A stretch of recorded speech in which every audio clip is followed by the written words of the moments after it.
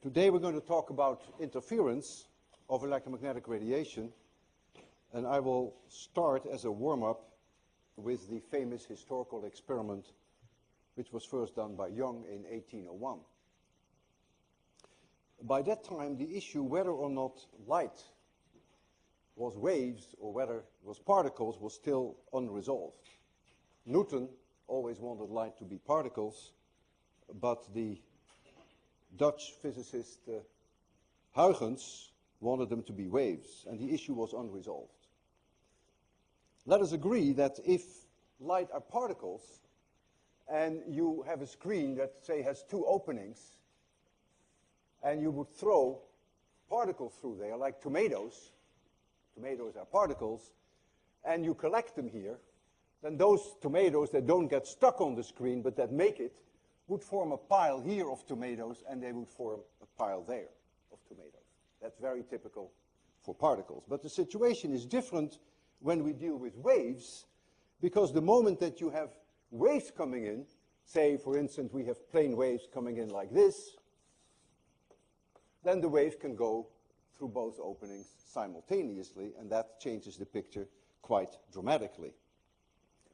It was known, of course, already in the 17th century that if you have water waves going through a small opening, so here are water waves moving in like so, and here is also water, that what you see coming out there are circular waves. The waves then look like this, and they're propagating out in a circular fashion.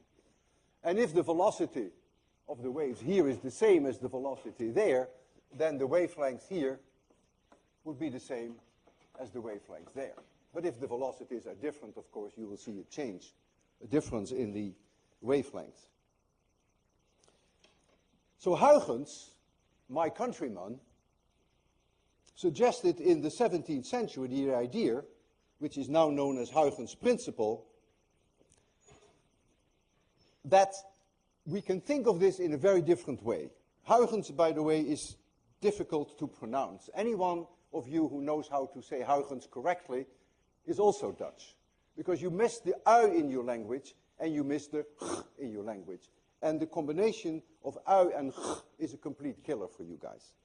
You know, you don't get extra 803 course credit if you can come to my office and say Huygens, but it will certainly put you in the Dutch category. So in the 17th century, then Huygens came with an idea which was later amended by Fresnel in the 19th century, and it is now known as the Huygens, I will pronounce it your way, the Huygens-Fresnel principle, which works as follows. If we have a plain monochromatic wave, and it's incident on a screen with an aperture, so this would be an aperture, an opening. Here you would have two apertures, two openings. Then the Huygens-Fresnel principle states the following. All points in the aperture plane may be thought of as secondary point sources of spherical waves. And the point sources replace the real source which is flooding the screen, and the screen itself is a perfect absorber of the radiation falling upon it. And so I will repeat the Huygens-Fresnel principle, which I will need today. All points in the aperture plane may be thought of as secondary point sources of spherical waves. In the case that we had water, this is a two-dimensional surface, they would be circles. But when you deal with light, you can think of them as three-dimensional, that means spherical waves. Now the Huygens-Fresnel principle is very powerful, though there is a wide range of opinion to its scientific merit. And in a very famous book, The Principle of Electrodynamics by Melvin Schwartz, I read the following, and I quote verbatim from his book. He says, Huygens' principle tells us to consider each point on a wavefront as a new source of radiation and add the radiation from all the new sources together. Physically, this makes no sense at all. Light does not emit light. Only accelerating charges emit light. Thus, we will begin by throwing out Huygens' principle completely. Later we will see that it actually does give the right answer for the wrong reasons. So I will proceed my lecture today to get the right answer, but perhaps for the wrong reason. Suppose now we have a electromagnetic wave. I'm particularly thinking of light. And I have here an opening, and I have here an opening, and plane waves are coming in from the left, moving with the speed of light. And let this opening be A, and let this opening be B. And here the center of the two is O. This could be a circular opening, it could also be a slit. Most of the experiments I will do today are with slits, which are perpendicular to the blackboard. So they are very narrow openings. Imagine now here a point P.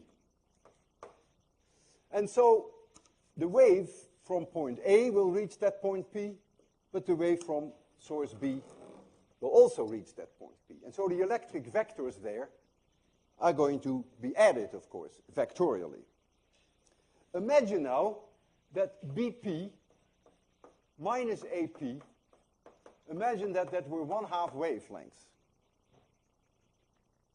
Then what you get is that the mountain of the E vector here will coincide with the valley of the E vector from the other one, and so you will get the situation that light plus light will give darkness. We call that destructive interference.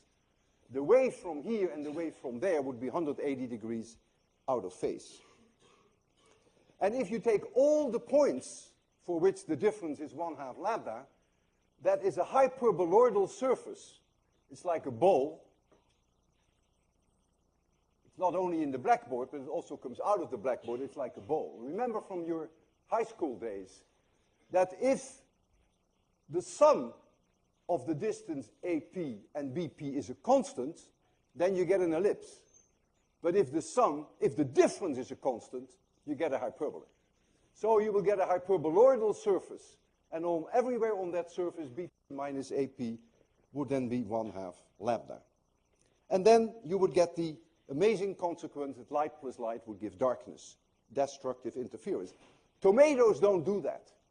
One tomato on top of another tomato does not give no tomato. That is distinctly different from particles.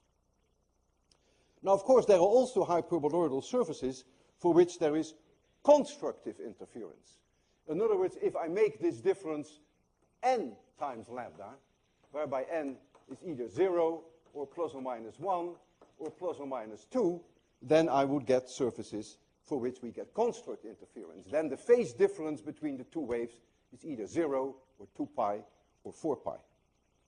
So we have surfaces with constructive interference, and then we have surfaces with destructive interference, and that's going to be at the heart of what I want to discuss with you now. So I will start a new drawing. I think we don't need this anymore. And I will now have a screen with two narrow openings. They could be slits, as I said before. So here is one opening, and here is the other opening, and let the separation between them be D. And the upper one you can call source number 1, and the other one source number 2. Suppose now that we are looking at this at a distance which is very far away. Very, very far away. And where you are located in space, seen from this point, is an angle theta. So the wave from this source will reach you. And since that point is very far away, these lines here are, of course, parallel to each other. Very close to parallel, because it's very far away.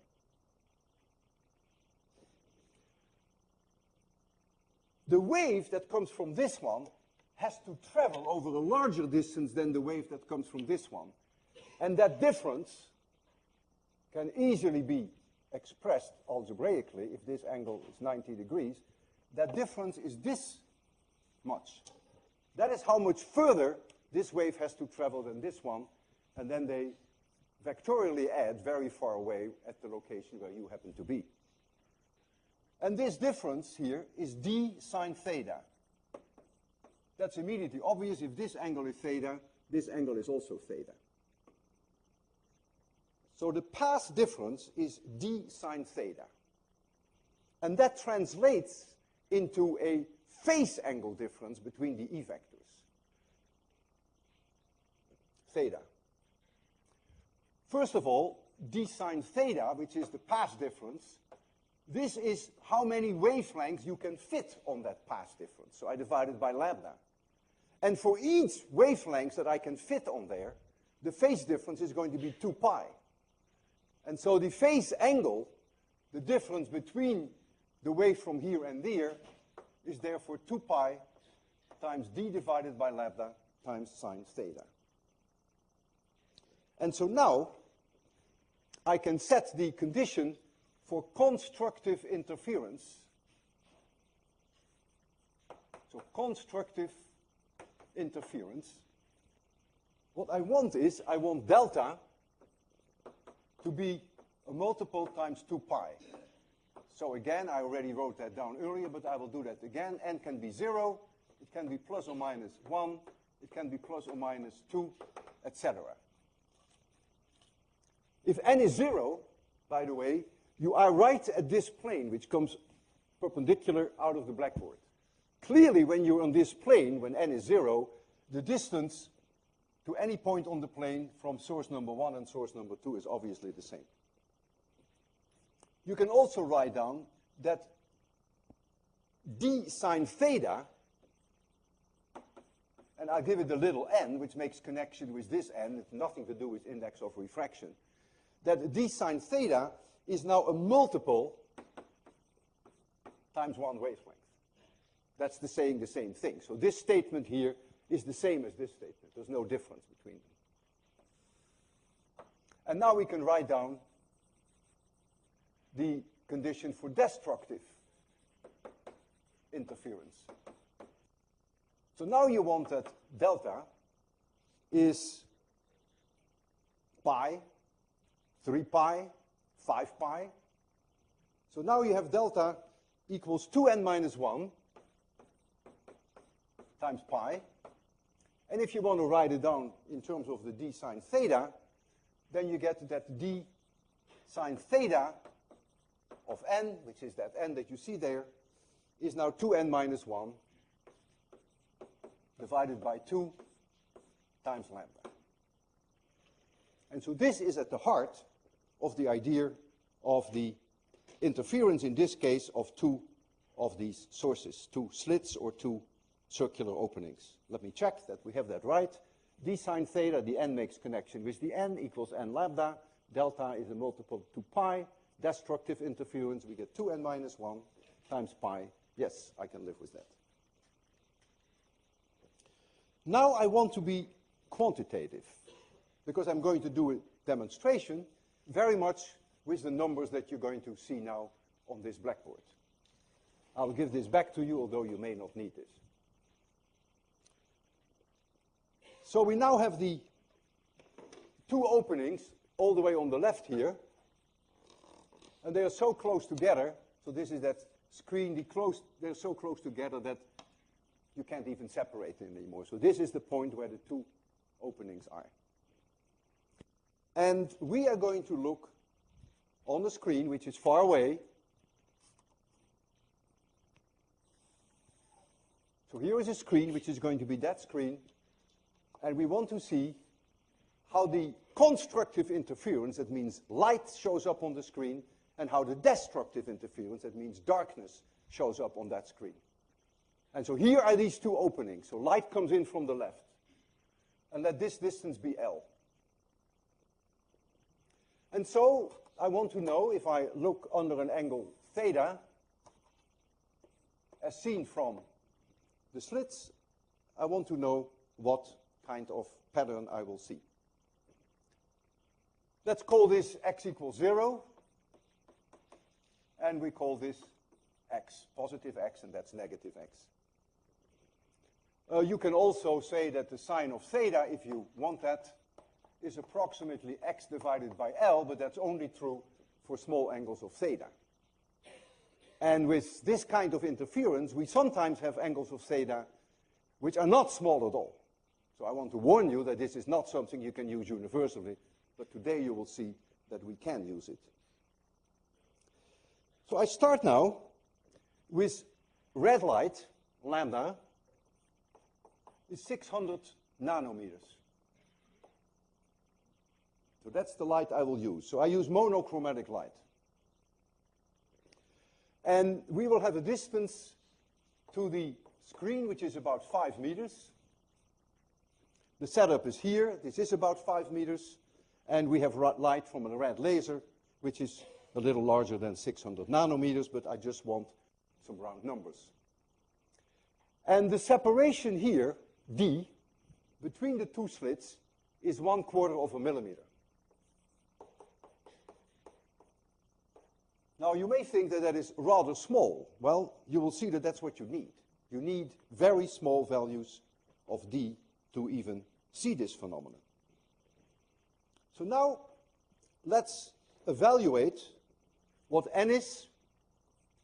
Let's evaluate what delta is. Let's evaluate what the sign is of theta of n. And then we will evaluate what x of n is. And we will do that for constructive interference. So the numbers that you're going to see here is for constructive. And of course, if you want to, you can do the same exercise for destructive interference. I need constructive interference, so I have to turn to delta is that, and I make them n times 2 pi. And I start with n equals 0. Well, that's easy. N is 0. Delta is 0, the sine theta n is 0, and x of n is 0. That's where you will see maximum light, constructive interference. Obviously, that's the plane that goes right through the middle of those two openings, and the distance to each one of those sources everywhere on that plane is, of course, the same. And so you expect here to see light maximum. Now I go to plus or minus 1, and I calculate now what delta is. Then I get plus or minus 2 pi. And so the sign is now 2.4 times 10 to the minus 3. You can check that, because you know what the d sine theta is n times lambda. And I told you what lambda is. D sine theta is now n times lambda. And we take n equals 1, and you know what lambda is. You know what d is, so you can calculate the angle sine theta. And that translates then into an x value of about plus n minus 1.2 centimeters. So now I know what the sine of theta is, and I use the small angle approximation, which is more than adequate. And I know now where on this screen I get, again, maxima.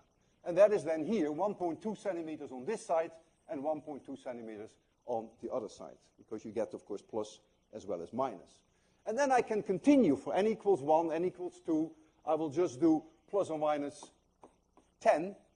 So then you get here plus or minus 20 pi. So then you get here 24 times 10 to the minus 3. And so you get plus or minus 12 centimeters. It's almost linear, because the sine of theta for these small angles is still the same as theta in radians.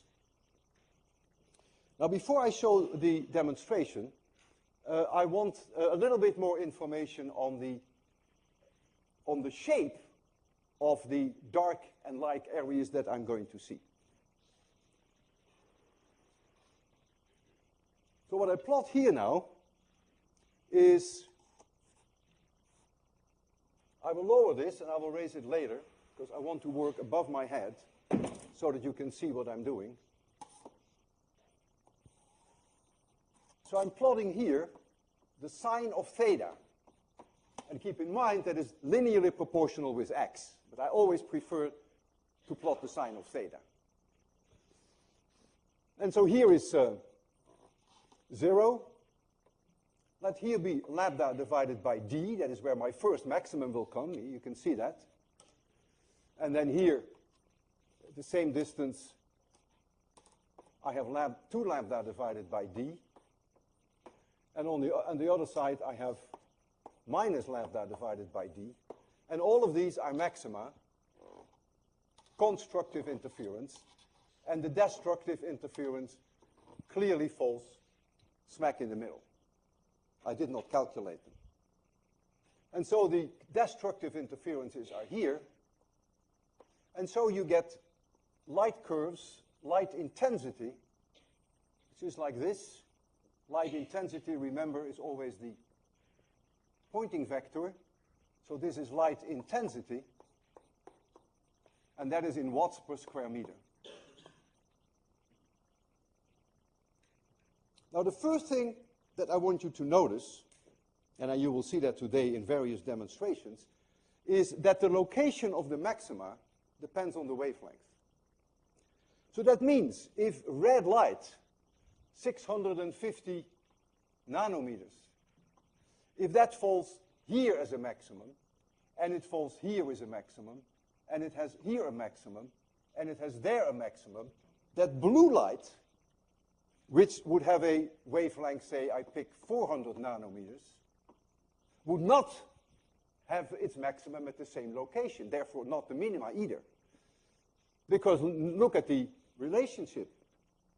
N d sine theta is n times lambda. And so the angles of theta are different. And so you would get here roughly, it's about 2/3 down the way. Yeah, you will get here roughly the maximum for blue. You would get here the maximum for blue. Notice that for n equals 0, the red and the blue have the maximum at the same location. But you would get the first maximum, the blue here. You would get the second maximum here. And you would get the third maximum almost exactly at the location where you get the second maximum for red. The reason being that 2 times 650 is very close to 3 times 400. That's the reason. So each lives a life of its own. The light intensity that you see is a cosine square function of delta divided by 2. And this is so fundamental that first I thought I will ask you to derive it, but then I decided to spend 1 minute on it and derive it for you, because it's extremely important that we use that later in our predictions. So let us assume that source number 1, and the other one I call source number 2, so that source number 1, E01, has an E1, sorry, not E01, but E1, has an amplitude E01 when it reaches the screen, and then, of course, you have cosine omega t, and this is the frequency of the light. That's the electromagnetic radiation. E2, that is the other source, has E02 times cosine omega t, and here is that crucial delta, which is the difference between the two in phase. That's why you get maxima, and that's why you get minima. That's the whole idea of the interference pattern. Now, if you're very far away from the two openings, then these E vectors are, of course, very closely the same. Remember, E is proportional to 1 over r, but if the distance r is very closely the same, then we can assume, to good approximation, that the E vector, the amplitudes are the same. So that means the total E vector that you get, the sum of the two, vectorial sum of the two, is then going to be 2E0. I simply call it E0 now. And then I get the cosine of half the sum. So I get the cosine of omega t minus delta divided by 2 times the cosine of half the difference. So that becomes the cosine of delta divided by 2. And now you see why the light intensity is proportional to cosine square delta over 2. Because when you calculate the mean value of the pointing vector, you have to take E cross B. And so B also has this term, and also has this term. And so you get the square of this term, and the square of this term.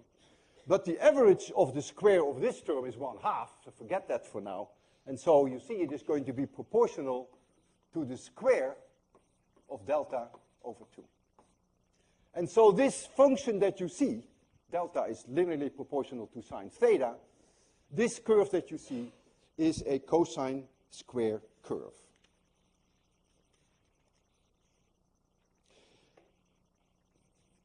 The experiment that I'm going to show you has a separation of the slits, which is 1/4 millimeter.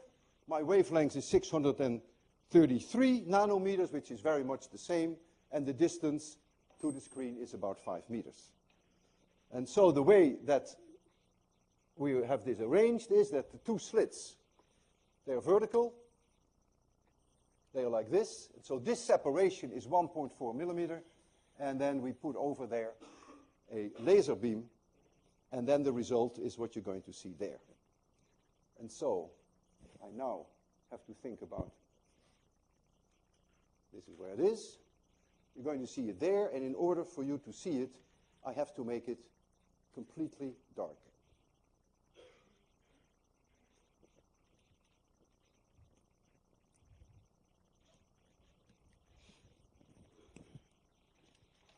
When you look here on the screen, you will see areas which are distinctly dark, and you see areas whereby you see the light. In other words, you see the pattern that we just calculated. You see constructive interference and you see destructive interference. And you're looking here at an experiment that is historically of great importance. It is one of the most mysterious and puzzling issues in all of physics. This interference pattern, which was first shown by Young in 1801, is clearly convincing evidence that light is a wave phenomenon. However, 20th century physics has shown that light comes in the form of individual photons with well-defined energies, and photons can behave like bullets. They have momentum, they produce radiation pressure, and they can be localized in space. We can detect individual photons in a way that we detect individual tomatoes. Photons behave like particles. However, the interference pattern that you are staring at on that screen can only be explained if we assume that each photon went through both slits. But how on earth can one particle go through both slits? It will have to be one slit or the other. And here lies the great mystery. Light is both. It is a wave if you want it to be a wave, and it is a particle if you want it to be a particle. If you manage to determine for every photon through which of the two slits it went, and that is possible, if you do it at very low light intensity, you can really determine through which of the two slits each photon went, then you will not see any interference anymore. The pattern on the screen will be like that of the tomatoes. You get two piles. So the moment that you establish the particle character of the light, by determining through which slit it went, you have destroyed its wave character. And it will not behave like a wave, it will behave like a particle. However, as long as you do not determine through which slit the photon went, thus as long as it remains your guess through which one it went, light will reveal to you its wave character, and you will see interference. The choice is yours, but you cannot have it both ways. And so you're looking now at something that had a huge impact on physics. Clearly, at the time that this experiment was done, it was accepted that light are waves, but we now look at it in a very different way. I want to show you a slide of this, what we call double slit interference, in white light. We did it in red light. That's the easiest, and you get very sharply defined maxima and minima. And the reason why you get them so sharply defined is because you don't have the interference of the other color. But of course, if you do it with white light, then you will see the blue light has its own spacing and the red light has its own spacing. And the net result, of course, is that you see a somewhat different pattern. And that I will show you here. I will make it a little darker for that. So the upper panel is then the double slit interference in blue light. And you see the clearly dark lines, which are the destructive interference locations. And you see, as I already indicated on the blackboard, that the separation of the red is larger, because it's wavelength dependent. And if you then do it with white light, then you see something like this. So it's more difficult to actually see the maxima and the minima. Now what you can do with light, if you can turn light plus light into darkness, then obviously you should also be able to turn sound plus sound into silence. It's just a matter of scaling up the whole experiment. And that is what we have set up for you here. We have two loudspeakers. And so all the equations that you have here apply verbatim, except that we scale it a little bit. So our D is no longer a 1/4 millimeter, but our D is now 1.5 meters. So here is a source of sound, and here is a source of sound. And they are fed by the same electronics. And so the D, the separation, is 1.5 meters, and the frequency is 3,000 hertz.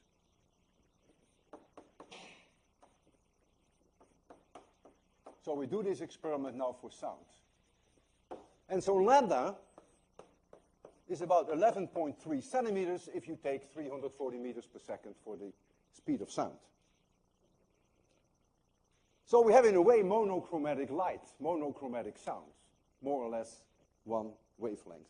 And so you can calculate what lambda divided by D is. It's about 0.075. And so you can calculate where now those surfaces are. They are really hyperboloidal surfaces. They're coming out from the center here, and they bend in your direction, where all those hyperboloidal surfaces are, where there is no sound. And then you can calculate where all those hyperboloidal surfaces are, where there is sound. Let's first calculate how many hyperboloidal surfaces there are. So in order to do that, we simply have to stick in our equation, d sine theta equals n lambda. We just put in theta is the maximum value possible, and that is 90 degrees.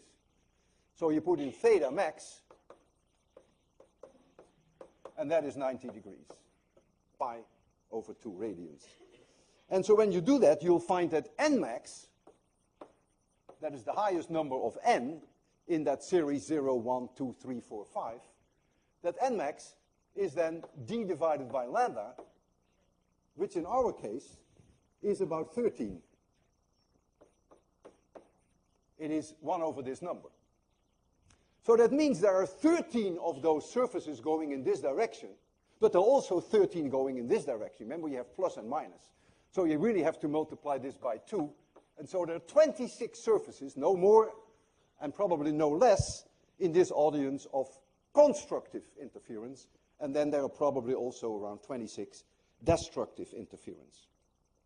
So now I want to be as quantitative as I can be, and I would like to know the students who are sitting about 5 meters away from me, what the distance is between one maximum, the 0 order maximum, right at the center, and the next maximum. We get an idea where to search for those maxima and where for those minima. So I will go now for the maxima. So I know that at theta 0, right here, all of you here sitting here must hear a maximum there in this plane. Now the question is, where is the next maximum? Well, the next maxima depends, of course, on the distance, how far you are sitting away from me. So I take the students which are about 5 meters away from me.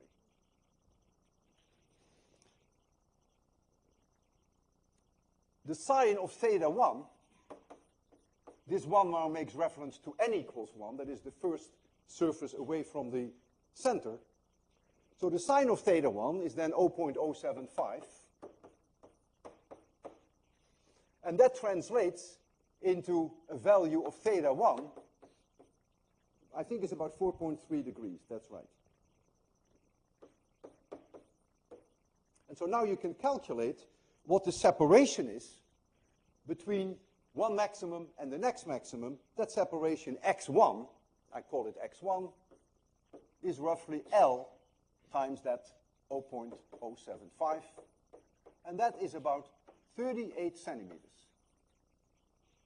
So right there, those guys that I'm looking at now, you will have a maximum sound here, and when you move 38 centimeters, you will have another maximum, and there is a minimum in between. So the minima and the maxima right there, where Eliseo is sitting, is about 19 centimeters. Now for you there in the back, it is larger. And for you here in front, it is smaller. Because remember, those surfaces go like this, and so here the separation is smaller. I just give you this as an example, that you know roughly an order of magnitude of what you are looking for. So I'm going to turn on this sound now, and then I want you to wiggle back and forth, as you did when you were in nursery school, and I want you to find the locations of maxima and minima. And I can assure you that the ones with minima, the ones with sound silence, are extremely well defined, because of course we have done this several times ourselves. Don't move too fast, move very slowly, and there will be points where you hear no sound, and there will be points where you hear a lot of sound. So are you ready for this?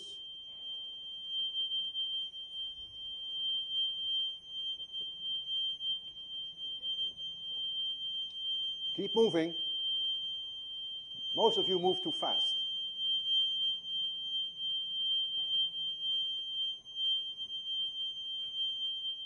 Who was able to clearly distinguish the maxima from the minima? Not too many, eh? And the reason is that all of you are lousy scientists. If the difference in space between maxima and minima is 19 centimeters, that is this much, what is the separation between your two ears? It's about 20 centimeters. It's not an accident that I chose that. So if you have a maximum here, you would have a minimum there. So what have you have to do? You have to close one ear. And then you will be real scientists. So I'm going to turn it back on again. I want you to close one ear, and then you will be able to find those minima and those maxima. Move again back and forth. Now there may be some reflections from the wall which may interfere with this experiment. No pun implied.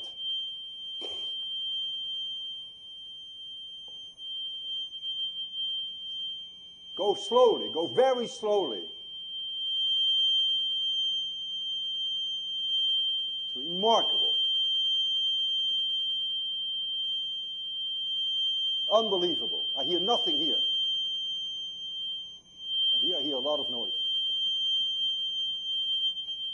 So who heard it now? Ah, there you go. All right, this is the great moment for the mini break. This is the mini quiz. So if someone is going to help me.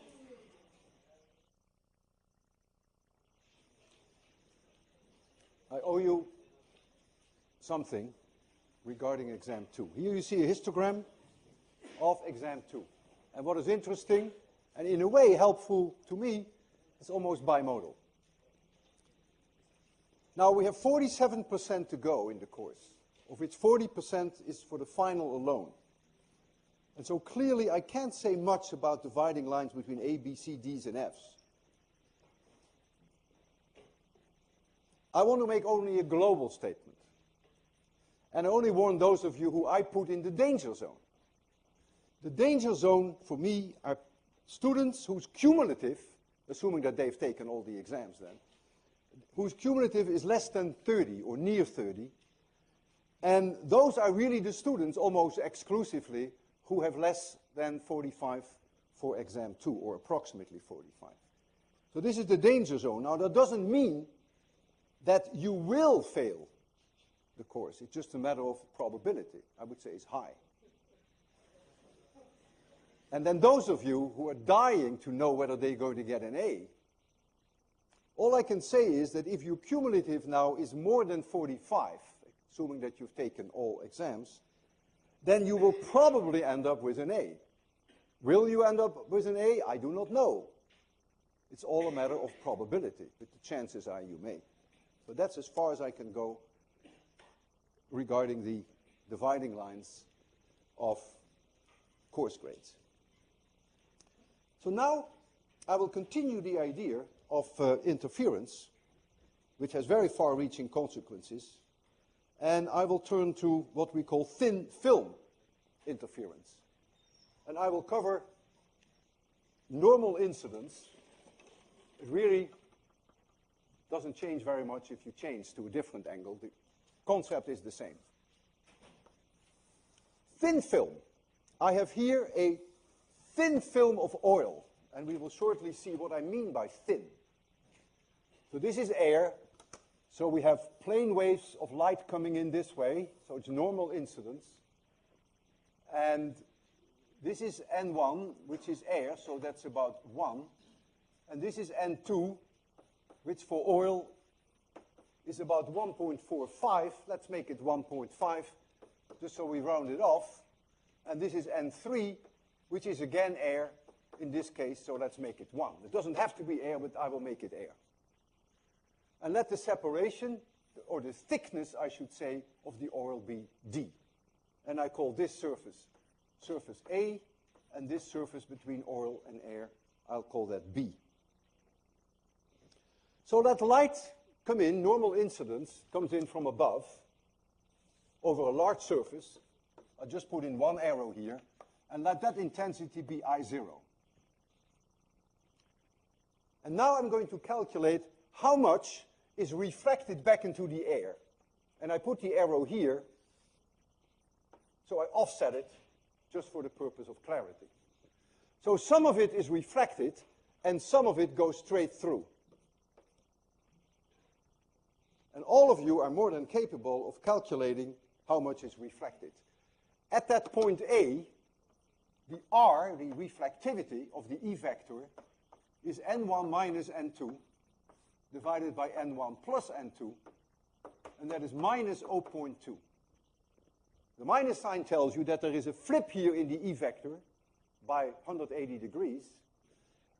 The intensity of the light that is reflected is then 4%,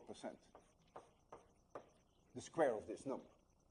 And if 4% is reflected, then clearly 96% goes through. So if this is 100, then this is 4.0, and then this is 96. So this light here hits the surface at B, the boundary between oil and air, and some of that light goes through, which I'm not interested in, and some of it comes back. And so I can calculate, again, the R value for that surface near B, which is now N2 minus N3 divided by N2 plus N3. N2, this is N3, and so that is plus 0.2. So there is no flip in the E vector as it returns.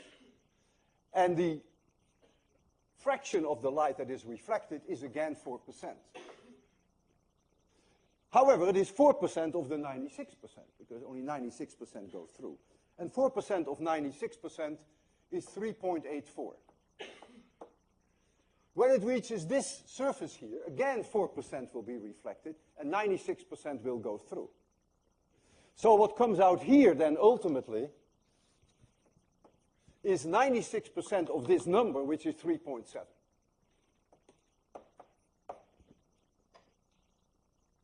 I now want to ask the question, what happens when you are looking here from above and you see this light coming back straight from A and this light coming back at you, which made this journey through the oil, whether or not the combination of those two can constructively interfere and whether they can destructively interfere. Now, as far as destructive interference is concerned, let me make a quantitative statement. The intensity of this is 4, and the intensity of this is 3.7. So it can never be completely darkness, but you can never kill 3.7 intensity with 4. But if they're 180 degrees out of phase, which we will be able to do, there is very little light left. There will only be the difference, which is 0.3 left. So it will be quite dark. But I will still call that constructive and destructive interference. So the question now is, what is the phase difference between this light here and this light there? Phase difference. That's what matters. Well, let's first look at the difference in path. The difference in path is clearly 2D. Because this light has to go in this direction, that is D, and it has to come back, so that's 2D. So now is the question, how many wavelengths fit on that separation, on that distance 2D? Wavelengths in oil, of course. That's what matters.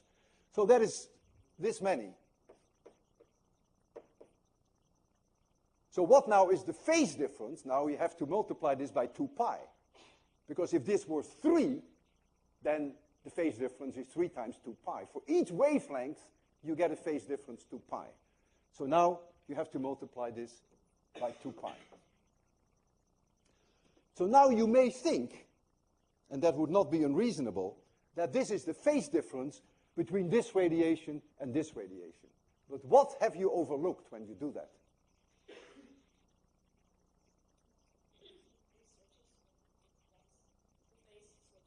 That's right. You have overlooked the fact that there is here a flip of 180 degrees, which does not occur here. So there is an additional pi in the phase difference. So I'm going to write down here now the total delta.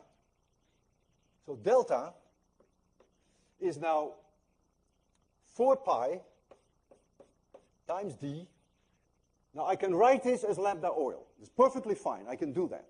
I prefer to write it as lambda air, and then all I have to do, of course, is divide the lambda air by the index of refraction of oil. And so, yes, I could have written lambda oil here, but I prefer to write here lambda air, and then all I have to do is multiply this by N2. Yeah, that is that 1.5. It's the same thing. And so this is then the delta that we calculated from here, and then we have to add pi. And the pi then is the consequence of this minus sign here, which you don't see here. Keep in mind, if someone wants to be nasty to you during an exam, of course not I, but if someone wanted to be nasty to you on an exam, they could make N3 larger than N2. What would change in this equation?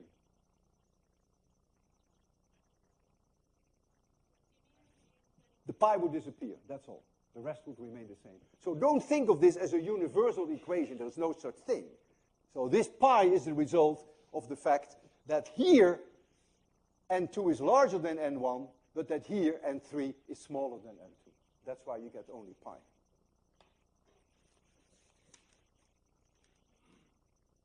So now we are in business. We now have here the criterion for constructive interference. You want me to drive it higher?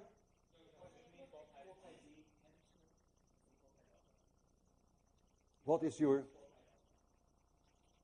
D looks like a delta. Oh yeah, thank you very much. How could I? It is D, right? Yeah. Uh-oh. Uh-oh.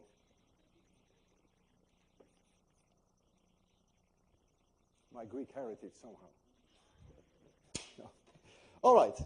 So we agree, right, that this is in this case, this is the phase angle. So now we're going to ask ourselves the question, what thickness are required to get minima and to get maxima?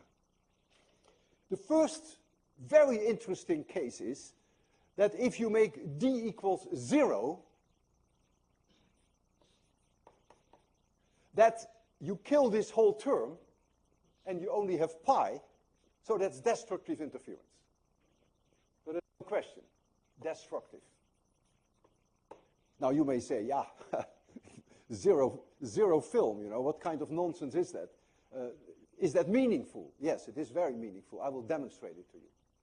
I cannot make an oil film 0 thickness, but that's not necessary. All that is necessary that this D over lambda oil becomes exceedingly small, for instance, 1/100th. So if I make D 1/100th of the wavelengths of light in oil, then I'm close enough, and you will indeed see then, I will do this with soap, that in reflection, you will see no light. You get completely destructive interference. Apart from the fact, which I mentioned, that there is an imbalance between the 4.0 and the 3.7. That's a different issue. So we will even be able to enjoy the D equals 0. But now I want to be more general. I want to give you a feeling quantitatively for what you're going to look at. and also a feeling for what thicknesses are really necessary to see these colors. And so I am going to address now only the case of destructive interference. And I'm going to choose a lambda in air of 400 nanometers. That's my choice. So that means that my lambda in oil is 400 divided by 1.5, which is about 267 nanometers. And now I want to calculate for what thickness is d I'm going to get destructive interference. So I'm going to set this equal to 2n minus 1 times pi. That's all I do. And I choose n equals 1. And what do I find? I find d equals 0, of course. We knew that already. We just discussed that. Because if n equals 1, then that requires that delta is pi. And if delta is pi, then this term is 0. So you see that d is 0. You can immediately see that. So now we take n equals 2. And if you substitute for n equals 2 in this equation, you get 3 pi. And this is already pi, so this has to be 2 pi. And so if now you calculate what d is, you find that d is 133 nanometers. Well, that's obvious. It obviously must be half of the wavelength of the light in oil. Because if the wavelength of light in oil is 267, you have to travel this distance twice. And if you travel this distance twice, that is exactly one wavelength. And one wavelength corresponds to a phase angle of 2 pi. And so here you get 2 pi, and it's this pi that kills you, that gives you the darkness. And then n equals 3, you'll find that d is approximately 267 nanometers. So now 2d translates into 2 wavelengths. Now I'm going to choose this thickness. And with that thickness now, I'm going to work, and I'm going to radiate white light onto that thickness. So I select that one for which I already know that in blue light, I kill it. Destructive interference.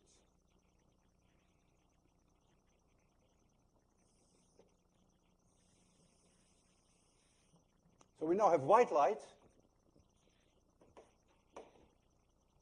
And we have d is 133 nanometers, so that is non-negotiable. d is 133 nanometers. I'm going to write here lambda air in nanometers. I'm going to write here delta. And I'm going to write here the cosine squared of delta over 2. That is a measure for the light intensity. It's proportional to that. We discussed that, and I showed that. I derived it for you. Okay, 400 nanometers, blue light. Delta is 3 pi. This is 0. We already calculated that. That's the destructive interference if you make it that layer. If you make it 133 nanometers. Now, I need green. Yeah, we have green. So now I'm going to also shine on it green light, 500 nanometers. So I know what D is, so that's non-negotiable. And now my lambda air is now 500 nanometers. And so I can calculate now what delta is. Untouched by human hands, very simple. And I find now 2.6 pi. And if now I take the square root, not the square root, if I take cosine square of delta over 2, I find 0.35.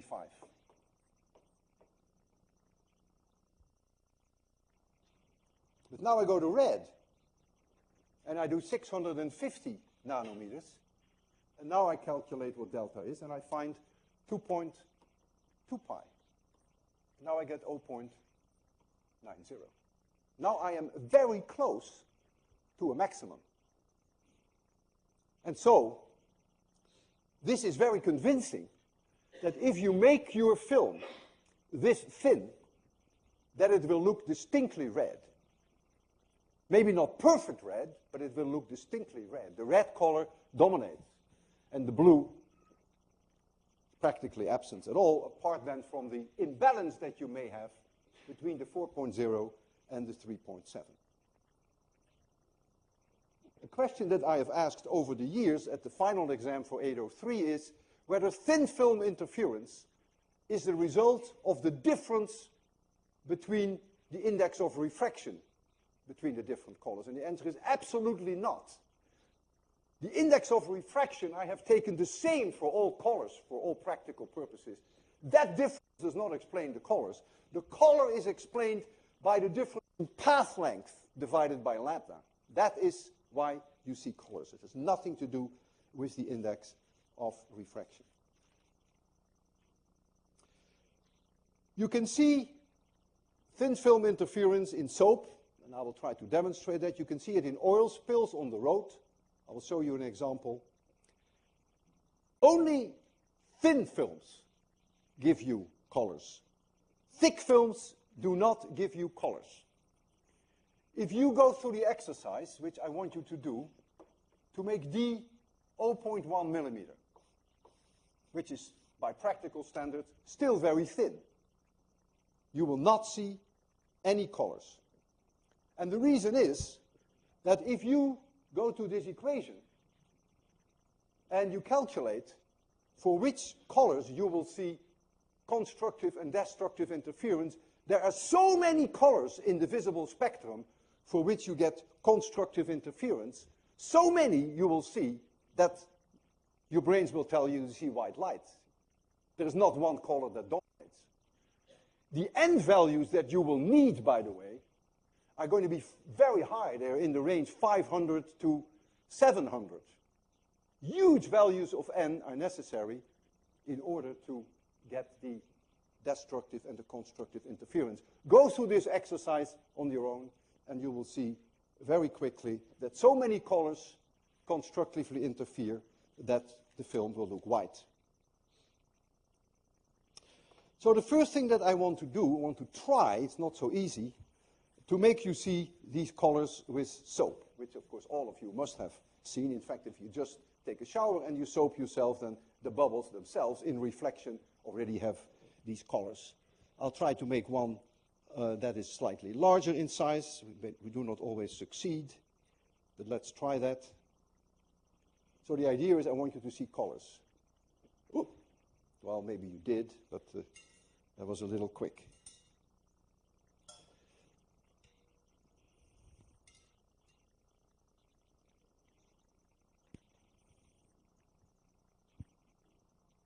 Now, you see colors, did you? That's all I wanted you to see.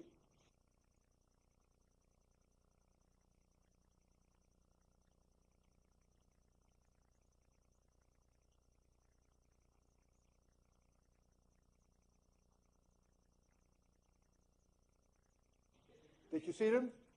If you had said no, I would have done it again, but now I won't. You want me to do it once more? It's not easy, though.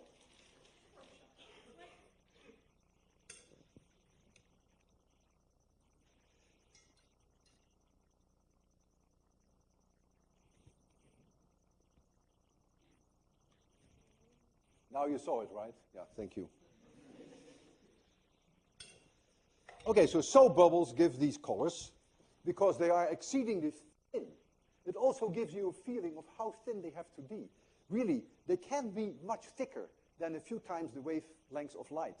If they become much thicker, you lose the colors for the reason that I just mentioned to you, that there are too many colors that constructively interfere, and then you don't see it anymore.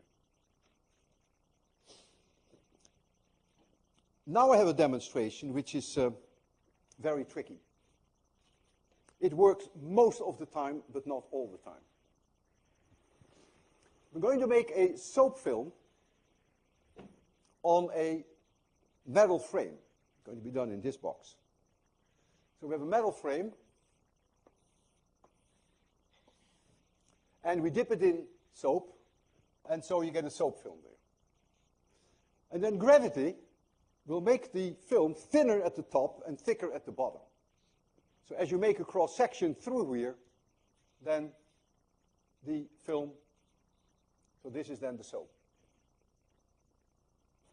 I can make this so thin that it's completely dark in reflection. That is what I promised you, that D is not 0, but D divided by lambda is so small, maybe 1/20th of 1/30th of the wavelength of light, that it will turn completely black. And as this proceeds, in the beginning, the top will show you colors. It goes through these phases of colors, and then it gets thinner and thinner and thinner, and then it turns completely black. I will show it to you upside down, so don't get confused, and that has to do with the way that we project it. So the thinnest part of the film will be low on the screen, and then the part of the screen that is the thickest of the film will be the upper part.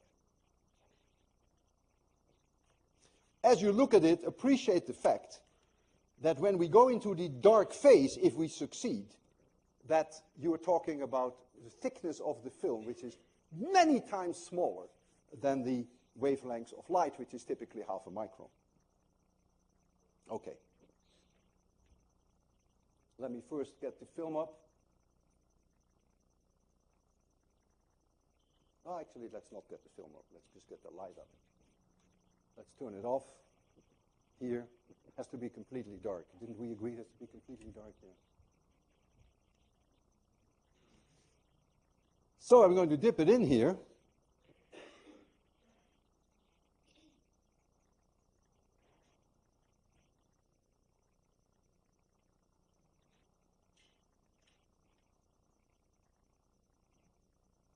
Okay, so the bottom is the thinnest. And you see the colors. You see them?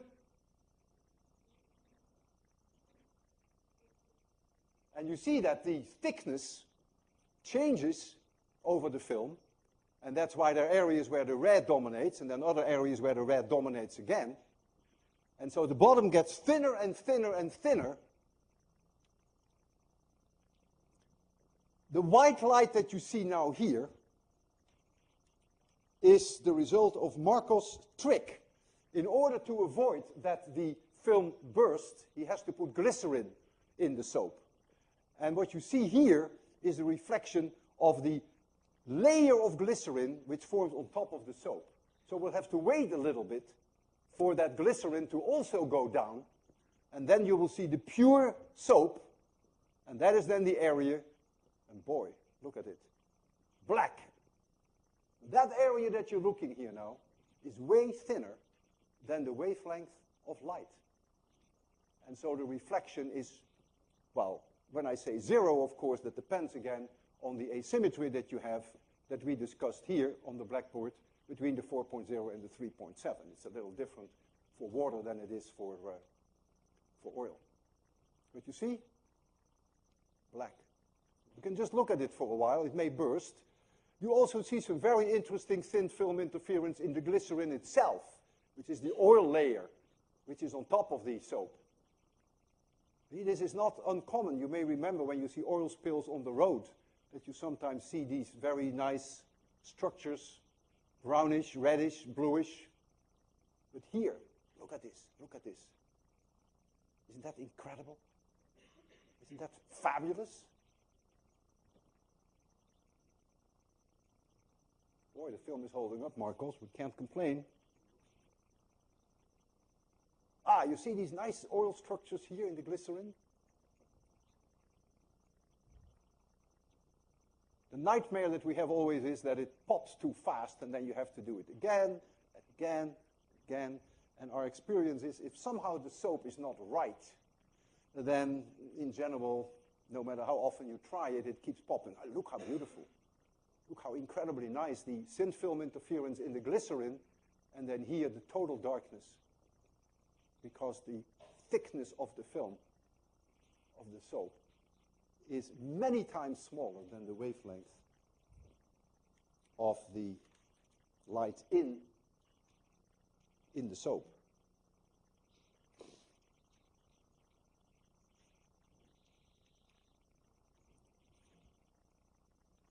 I never get bored when I look at it. Isn't it gorgeous? Think about the physics that is going on in there.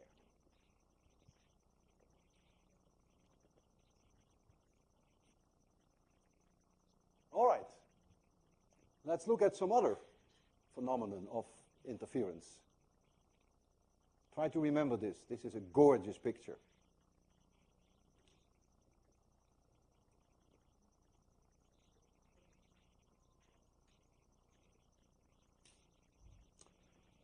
So there is a whole family of ways that you can see thin film interference.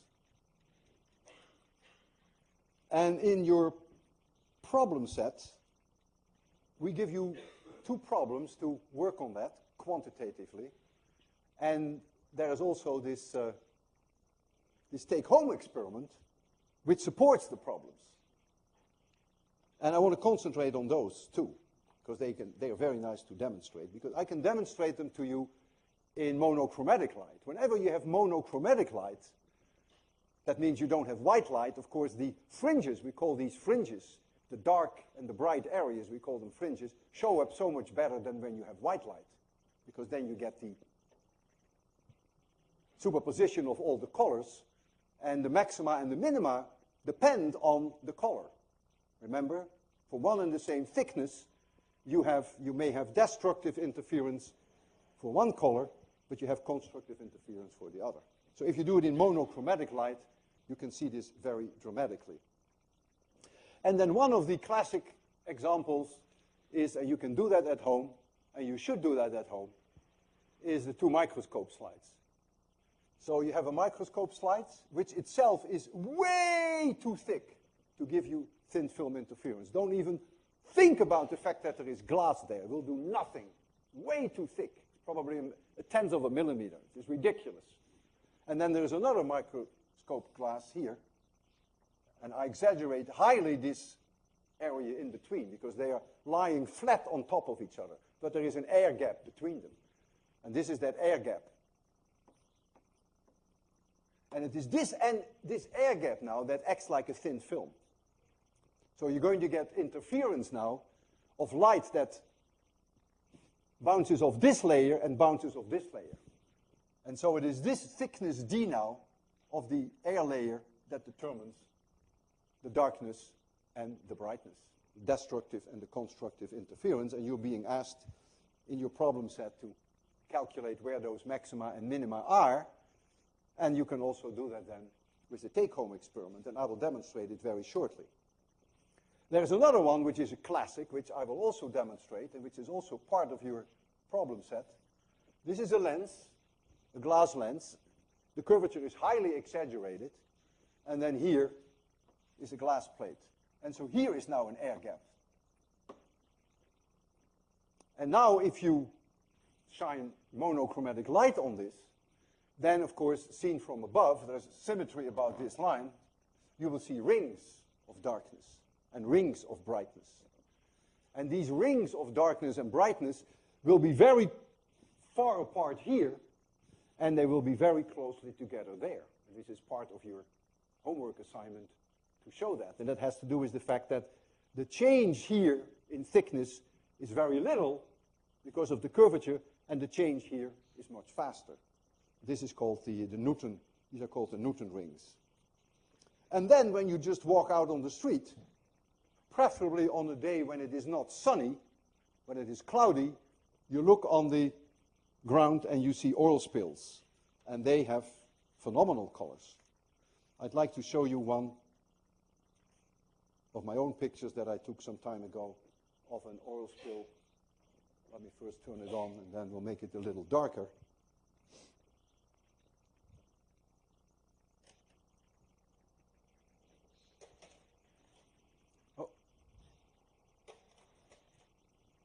I'll make it a little darker so that you can see it better.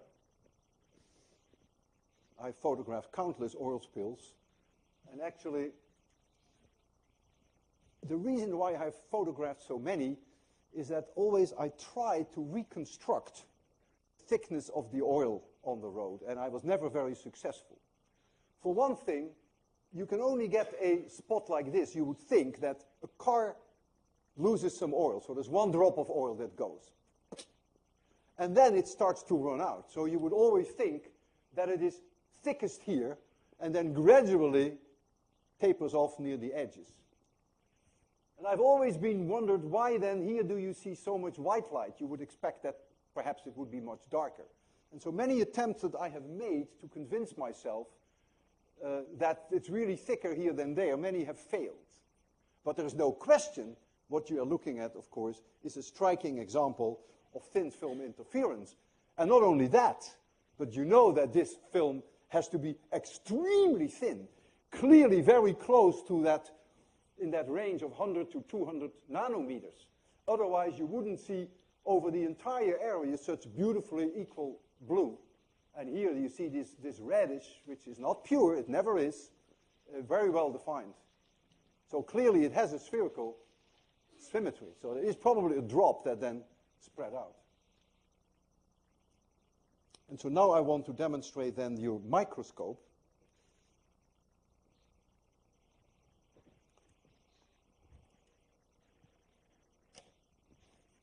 So the microscopes we have here, microscope glass, turn on the CD TV there, if everything works. And we do it with near monochromatic light, this light from a mercury lamp, which is largely in the green, so you see very well established maxima and minima. That's the beauty if you do it with monochromatic light. And so these two microscope slides are just on top of each other. But yeah, there is always a little bit air in between. And so you can sort of make up your own mind that they may be touching each other, really touching where they have practically no air, for reasons that are not so clear, which must be somewhere here. And that's where the separation between the dark lines is the largest. And then somehow here you see these fringes, the areas of darkness and maximum constructive interference. And when I push on one side of these slides, then of course I change this very subtle structure of light in between these microscopes. And then you will see an immediate change in the separation of the lines. So I'm just pushing on it now, changing the configuration.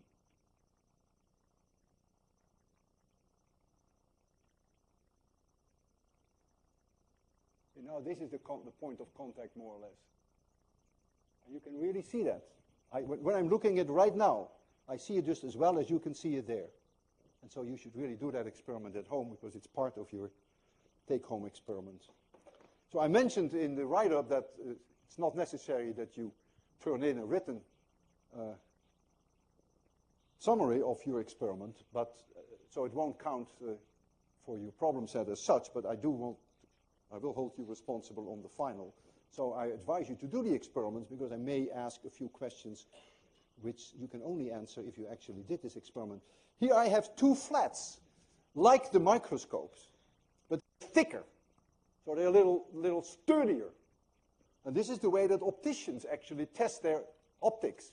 So there is here an air gap that grows in size, and when you push, I push now on it, you see, now I make them flat.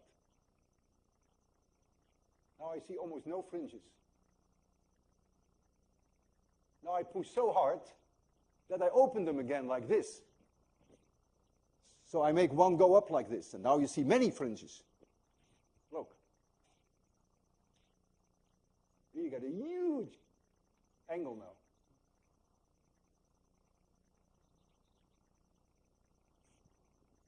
And then I want to show you this, which is called the Newton rings. We have it arranged in such a way that with some set screws we can actually push down on this, so we can also make the air gap larger and smaller, and that we're going to show you there.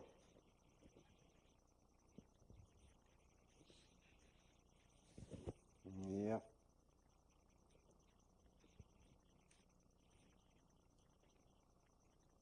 I can actually make it even darker. That may be nicer for you. You already see there the center portion of the contact. Where the contact is here, the air gap doesn't change very much. And therefore, you will see that the spacing of the rings is large. But when you go further out, then the spacing gets smaller. And it becomes difficult to see, perhaps. But if you're close here, I can really see the rings here much closer than the rings here. And I can put some pressure on there. So in other words, change the geometry a little bit. So now I squeeze a little harder. I hope I don't break it. And when you squeeze harder, they touch each other over a larger surface in the center. You see, therefore it opens up. So over this very large area now is the gap the same. And when I loosen it up, then you expect those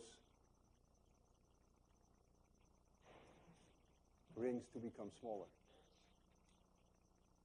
And this is something I believe that is also part of your take-home experiment. All right, I can't wait to see the result of the mini-quiz. I'll be proud of you if you did well, let me tell you. And I see you then, I hope, on Thursday.